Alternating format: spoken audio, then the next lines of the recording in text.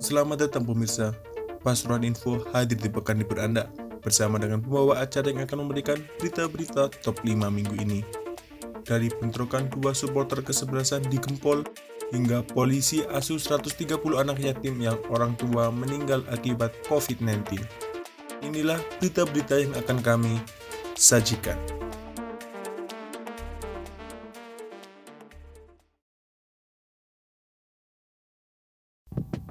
Muhammad Abdul Halim ditangkap Satreskrim Polres Pasuruan terkait dugaan pembuatan surat keterangan laboratorium palsu.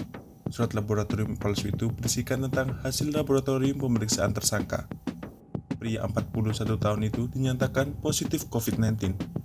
Namun, setelah ditelusuri, surat yang dikeluarkan rumah sakit milik pemerintah RSUD Grati itu ternyata palsu. Kini, pria asal Kecamatan Keraton, Kabupaten Pasuruan itu harus mempertanggungjawabkan perbuatannya tersebut. Kasat Reskrim Polres Pasuruan AKP Adi Putranto Utomo mengatakan, tersangka ini ditahan dalam 2 kasus kejahatan sekaligus. Disampaikan Kasat, yang bersangkutan ini sudah ditetapkan tersangka dalam dugaan kasus penipuan dan penggelapan. Kedua, kasus pembuatan surat hasil laboratorium palsu. Tersangka diduga dengan sengaja memalsukan surat itu untuk menghindari panggilan petugas. Kasat menyebut, saat ditangkap, tersangka mengakui perbuatannya. Dia mengaku memang mengubah tanggal pemeriksaan laboratorium. Tersangka dibantu oleh salah satu warnet, sementara penjaga warnetnya masih berstatus saksi. Kasus ini masih akan diperdalam. Dalam kasus ini, Korps Bayangkara berhasil mengamankan barang bukti 1 unit PC komputer, 1 unit HP, dan 1 unit mesin print. Tersangka dijerat dengan pasal 263 ayat 1 dan atau pasal 263 ayat 2 KUHP tentang tindak pidana pembuatan surat palsu.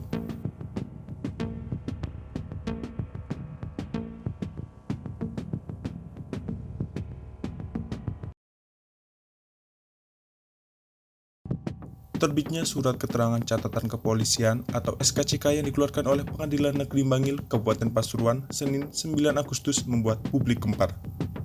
Pasalnya, warga pemegang SKCK yaitu Misyanto dinyatakan tidak pernah dipidana, padahal yang bersangkutan pernah terjerat kasus hukum. Misyanto, warga desa Lebakrejo adalah seorang calon kepala desa atau Cakades dan pernah dipenjara 1 tahun dan denda 500 juta rupiah subsidi 1 bulan. Itu karena ia pernah terlibat penjudian kayu atau illegal logging. Tentunya, SKCK yang menyatakan Misyanto tidak pernah melakukan tindak kriminal itu membuat pandangan masyarakat langsung tertuju ke Pengadilan Negeri Bangil dan Polres Pasuruan. SKCK dan surat tidak pernah dipidana menjadi syarat mutlak untuk pendaftaran calon kepala desa di Kabupaten Pasuruan. Dalam surat keterangan Pengadilan Negeri Bangil dinyatakan jika Misyanto tidak sedang menjalani hukuman pidana penjara. Yang fatal, dalam surat itu juga dinyatakan bahwa Misyanto juga tidak pernah dijatuhi hukuman pidana penjara berdasarkan putusan pengadilan negeri yang mempunyai kekuatan hukum. Hal ini juga dikuatkan dari SKCK yang diduga dikeluarkan Polres Pasuruan per 29 Juli 2021. Sedangkan kasus illegal logging yang menjerat Misyanto tertuang dalam salinan keputusan yang diduga dikeluarkan oleh Pengadilan Negeri Bangil. Saat dikonfirmasi, Polres Pasuruan mengakui memang ada kesalahan saat penerbitan SKCK milik Misyanto. PLH Kasanti Telkom Polres Pasuruan, Ibtu Pujiono mengakui kesalahan itu terjadi saat proses penerbitan SKCK di Polres Pasuruan. Pujiono menyampaikan, Misyanto saat permohonan pengajuan SKCK sudah memberikan keterangan bahwa ia pernah dipenjara atau dipidana dalam surat permohonan itu. Atas kesalahan itu, Pujiono mengakui sudah mencabut SKCK yang dikeluarkan untuk Misyanto. Ia sudah meminta Misyanto untuk membuat permohonan ulang.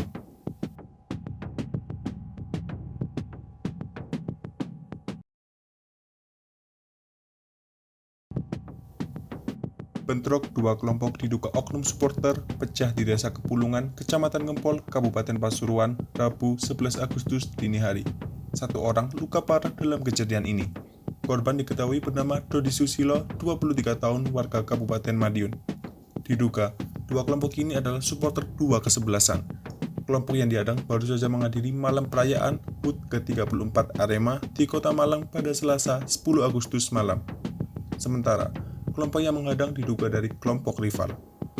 Usai memeriksa sejumlah saksi, polisi menetapkan 4 tersangka dalam insiden tersebut. Keempat tersangka itu berasal dari Kabupaten Pasuruan, 2 dari Kecamatan Beji, 2 dua lagi dari Kecamatan Bangil. Mereka berusia 18, 19, 20, dan 30 tahun. Keempatnya kini ditahan di sel Mapolres Pasuruan. Selain mengamankan 4 tersangka, polisi saat ini masih mencari 6 motor yang hilang saat bentrok terjadi. Kasat Reskrim menyebut, saat bentrok berlangsung, 6 motor tersebut ditinggal pengendaranya kabur ke arah utara menuju SPBU. Kemudian, mereka masuk ke perkampungan di sekitaran TKP untuk menyelamatkan diri dari penghadangan dan pengeroyokan oknum kelompok supporter. Setelah bentrok, mereka kembali ke TKP untuk mengambil masing-masing motor yang ditinggal. Ternyata, semua motor sudah tidak ada di tempat atau hilang. Menurutnya, pihak yang membawa 6 motor itu kabur terancam dijadikan tersangka juga.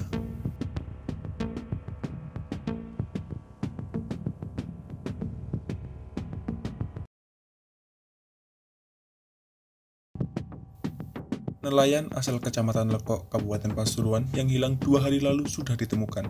Ia ditemukan dalam kondisi tewas mengambang di laut. Kasat Polairut Polres Pasuruan, AKP Winardi mengatakan, korban bernama Nizar, 46 tahun, warga dusun Keramaian, Desa Wates, Kecamatan Lekok, ditemukan pada hari Jumat 13 Agustus. Menurut Winardi, petugas gabungan yang terdiri dari anggota Satpolairut, BPBD Kabupaten Pasuruan, dan warga melakukan pencarian sejak kemarin Kamis 12 Agustus.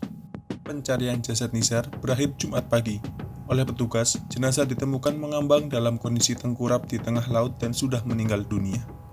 Saat ini, korban nelayan tersebut telah dievakuasi dari lautan. Petugas dibantu warga kemudian memulangkan jenazah ke rumah duka. Nizar sendiri diketahui hilang saat melaut pada hari Rabu 11 Agustus. Ia berangkat melaut sendirian hari itu pada pukul 5 pagi. Winardi mengungkapkan bahwa korban itu jatuh saat mencari ikan.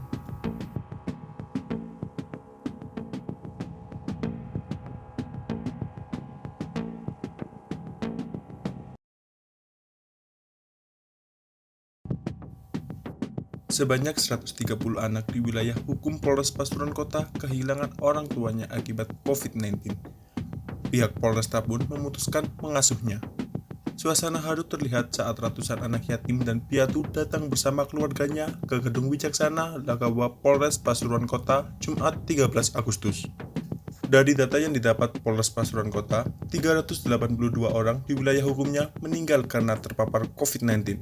AKBP Arman, Kapolres Pasuruan Kota mengatakan pihaknya akan mengasuh ratusan anak tersebut agar bisa menjadi prioritas Polres Pasuruan Kota dalam menerima program pemerintah. Selain menjadi anak asuh polisi, ratusan anak tersebut juga diberikan trauma healing untuk meringankan beban dalam keluarganya. Ada juga santunan dan bingkisan yang diberikan oleh Polres Pasuruan Kota. 130 anak tersebut adalah bagian dari keganasan COVID-19 yang merenggut nyawa orang tuanya.